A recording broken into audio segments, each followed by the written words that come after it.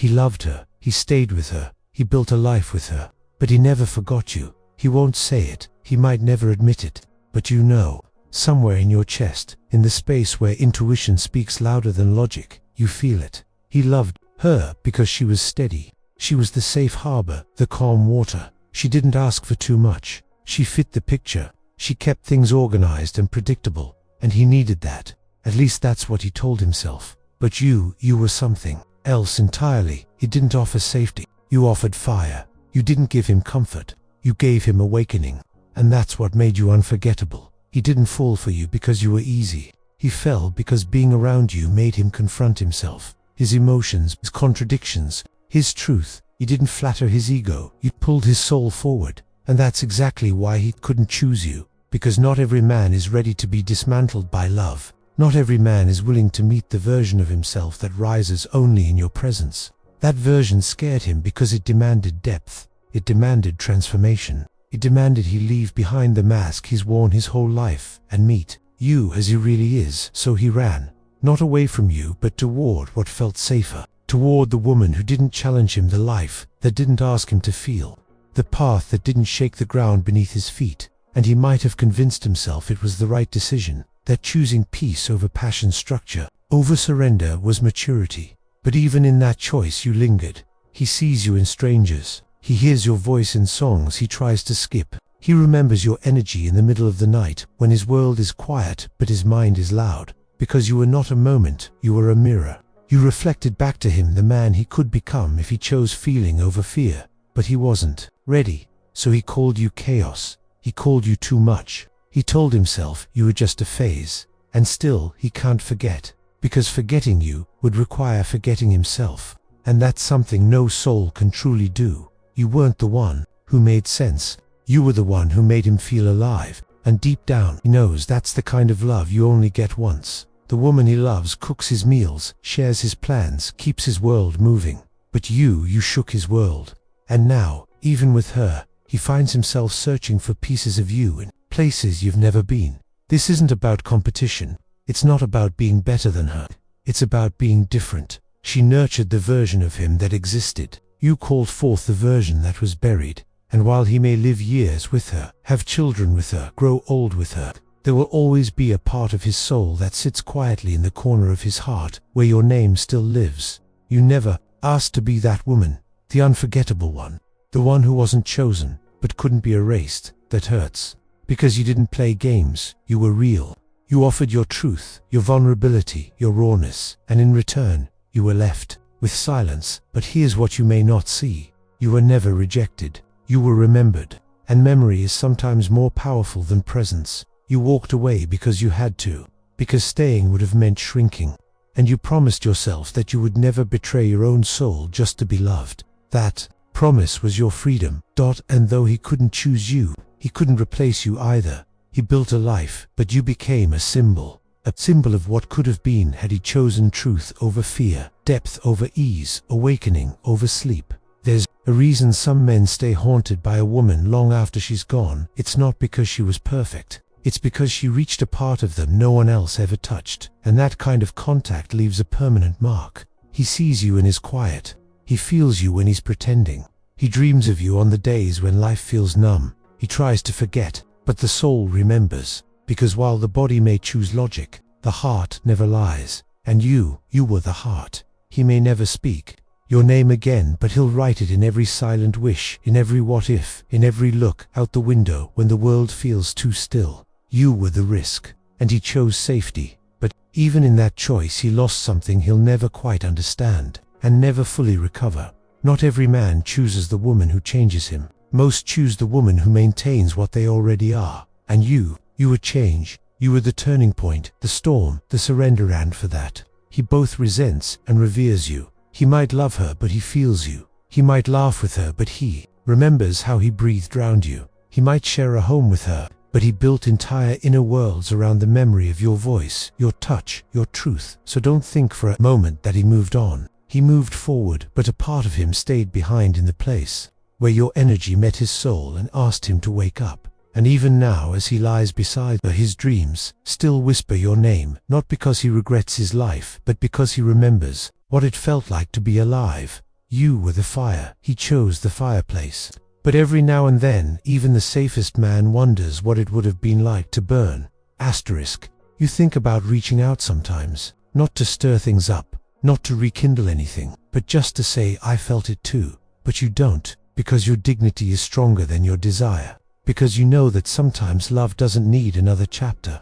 Sometimes, the most powerful love stories are the ones that stay unfinished, because they were never meant to be small enough to fit inside the ordinary. And so you carry him, not in your plans, but in your poetry, in the way you look at the world, in the way you love yourself. Now with more awareness, with more reverence, with more care, because he didn't just awaken desire, he awakened reflection.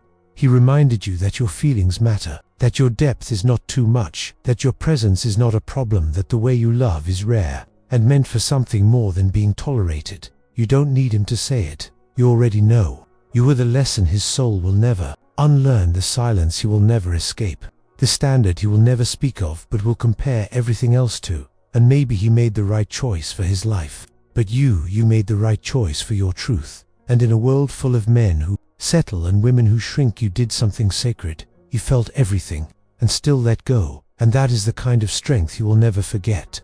If something in this message speaks to you, trust it. The Jung Method is a path to understand why you feel what you feel and how to heal it from the root. The link is in the first comment. Now breathe. Let's continue.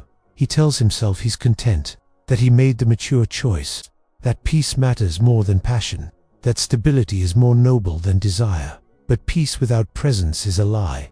And you were presence, pure, unapologetic, unfiltered. You didn't just walk into his life, you walked into the places he'd sealed off, the parts he had hidden, even from himself, and you lit them up without asking for permission. You didn't try to fix him, you just saw him. And that was the most dangerous thing of all, because being seen fully requires the courage to stay.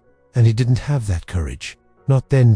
So he chose the woman who let him stay small, the one who didn't ask too many questions, who didn't touch the places he avoided, who let him keep his mask intact and his heart under lock. And maybe she's a good woman. Maybe she loves him well. But love that doesn't reach your soul eventually becomes background noise. It comforts, but it doesn't wake. It holds, but it doesn't transform. It soothes, but it never touches the fire. He remembers you because you were the fire. Not the kind that destroys, but the kind that reveals. The kind that burns illusions and leaves only truth behind. You didn't ask him to change. You just showed him what was possible if he did. And that terrified him. Because some men are so used to running from themselves that when someone offers them a mirror, they call it danger instead of salvation. He sees you now not just as the one who got away, but as the one who cracked something open in him that will never close again. Not even in her arms. Not even in a home with framed photos and Sunday routines. Because comfort isn't wholeness and routine isn't remembrance. He remembers the look in your eyes, when you weren't trying to be loved but just being real. He remembers your silence not as absence but as a presence that filled the space between words. He remembers how alive he felt, not because of what you gave him but because of what you made him feel about himself. You awakened his depth, and now he lives on the surface trying to forget the ocean. But you went deeper. You cried, you broke, you rebuilt. You did the work, the soul work, the quiet, painful, glorious journey back to yourself. You stopped waiting for an apology that would never come. You stopped hoping for closure he couldn't give. You stopped looking for yourself in someone else's eyes. And you found something better. You found your center, your stillness, your truth, and in that you became even more unforgettable. Because there's nothing more haunting than a woman who healed herself when he thought she would wait. He might not understand it fully, he might not even admit it, but he feels it. In the tension between what he has and what he knows he'll never feel again. In the moments he stares too long at nothing and your name crosses his mind, not as a regret, but as a reverence. You were not chaos. You were clarity, too clear for a man still tangled in illusions. And now he carries you like a song that only plays when the world is quiet, like a story he tells himself in secret, like a scent he smells in a room you've never entered.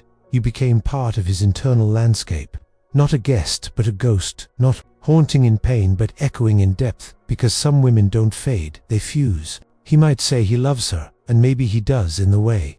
We love what's safe, what's known, what fits. But love and remembering are not the same. He remembers you because you represented the part of him he never dared to be. And while he built a life that makes sense, you were the moment that made him feel. Not every man is meant to hold that. Some only come close enough to taste it and then retreat to the lives that don't challenge them to evolve. But that was never your purpose. You weren't meant to be the destination. You were the awakening, the spark that made him realize his soul had been sleeping. And once it wakes, it never goes fully quiet again. You will move on. You already have in more ways than he will ever understand. But you'll never forget either. Not because you're stuck, but because what you experienced was real. It wasn't performative. It wasn't filtered. It wasn't small. It was truth. And truth doesn't leave. It expands. So let him live his life. Let him choose the path that doesn't rattle his foundation. Because your energy, your memory, your presence was never designed to be caged. You were made to wake people. And you did. You woke him. And you moved on. And now every time he looks into her eyes and wonders why he still feels a hunger he can't name, it's not because she's lacking. It's because your fire still glows in the part of him he's too afraid to reach. Let that be enough. Let your silence speak. Because when a woman walks away, with her soul intact and her love unashamed, she becomes unforgettable. Not for what she gave, but for who she was. And who you were was a mirror, a lesson, a storm, and a lighten. He was just a man not ready to rise into the version of himself that could stand beside you. But still, he remembers and always will. Asterisk. And while he goes on living, pretending that all the right choices were made, there's a part of him that flinches when someone mentions your name, or someone walks by wearing your perfume, or a place you once stood together appears in a memory uninvited but vivid. He'll convince himself that he was strong for letting go, that he did what was best, that his life now is enough. But at night, when the noise dies down, when the expectations fall quiet, when the lights are off and the soul begins to whisper, he'll hear it. The echo of a life not lived, the ghost of a woman not forgotten, the truth that he once touched something divine and let it slip through his fingers because he was too scared to be transformed. He might never cry over it. He might never break in front of anyone. But grief has many forms, and the most haunting is the one no one sees. That's in the way he stares a little too long at nothing. In the way he avoids certain songs. In the way he sometimes wonders what it would feel like to not settle, to not silence, to not shrink. And though he'll never say it, not to her, not to himself, he knows she was the one he loved, but you were the one who moved his soul. And there's no comparison for that. No replacement. No forgetting. Because once a man is awakened by a woman who sees him, who calls forth the sacred in him, who demands his wholeness through her very presence, no version of love that comes after will ever feel like enough. Not again.